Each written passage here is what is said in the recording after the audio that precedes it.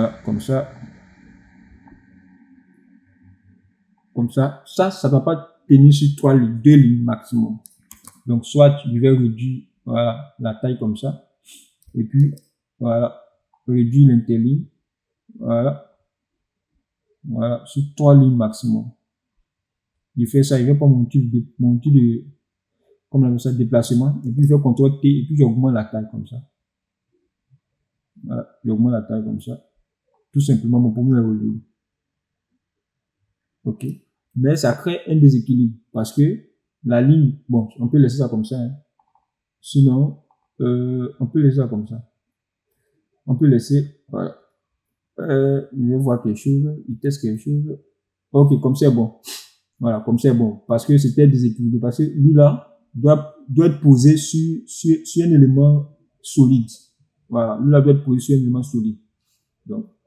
Donc là, il va réduire l'interligne encore. Voilà.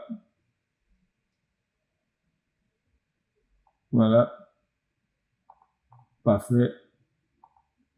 Donc là maintenant, bon, il peut réduire ça. Voilà. Ok. Voilà. Une fois il fini, il va cliquer ça et puis venir centrer. Voilà. Je centre les deux. Il m'assure que voilà, les deux sont bien centrés. Donc ici par exemple, voilà, parfait. Ici, parfait. Donc vous voyez que les deux doivent former un bloc. Ça doit pas, les 3 éléments ne doivent pas être trop éloignés les uns des autres. Voilà, comme ça, c'est bon.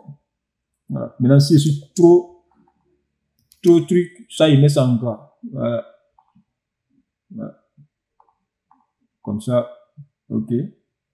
Parfait. Donc, vous voyez qu'on vient de créer notre propre concept. Ici, par exemple, on dit postuler dès maintenant à tant de temps. Ok. Donc, ici, par exemple,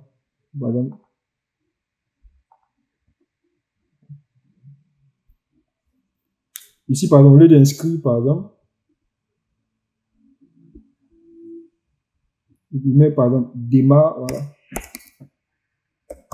Démarre avec, voilà. Démarre avec, et puis en bas, il met inscris-toi, voilà. Voilà. Inscris-toi aujourd'hui. Voilà. C'est toi aujourd'hui. Voilà. Je vais réduire la taille comme ça. Voilà. Et puis, je mets le contact. Voilà. Je mets le contact. Ou bien, il peut mettre, voilà. Ici, j'ai mis le site internet. Voilà. J'ai mis l'adresse. Ça, c'est forme encore. C'est une forme. Voilà. C'est une forme qui est là. Il peut mettre le contact WhatsApp. Voilà. Donc, ici, moi, il vient là. Il peut aller chercher un contact. Ok. Il vient là. Donc, il va chercher une icône. Déjà, l'icône doit pas être en vert, doit être en blanc. Parce que vert sur rouge, c'est pas bon. Donc, à chaque fois que vous voulez prendre une icône pour poser une icône en couleur là, assurez-vous que l'icône garde sa couleur. Quand c'est blanc, quand le fond est blanc, l'icône doit garder sa couleur. Mais quand le fond n'est pas blanc là, vous devez mettre l'icône en blanc. Donc ici, je vais sur Flipic. Et puis je viens là, je vais taper, je vais taper par exemple icône WhatsApp. Icône WhatsApp. Icône WhatsApp. Ok, je vais cliquer ici, sur icône ici. Voilà. Voilà. Donc, voici les icônes qui sont là. Maintenant, il ne doit pas choisir n'importe quelle icône. Il doit choisir l'icône en noir pour changer sa couleur en blanc. Tout simplement. Donc, si je prends cette icône là, voilà. Voilà, il prend cette icône là. Voilà. Il ferme. Voilà. Donc, il va aller chercher mon icône.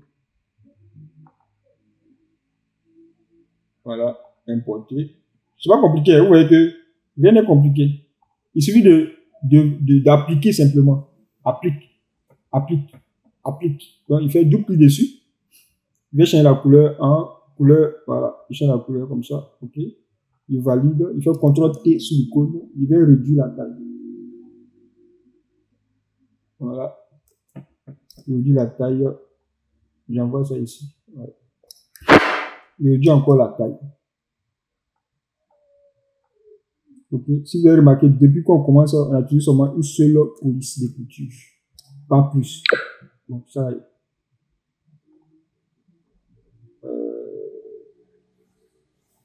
pas plus. On a utilisé une seule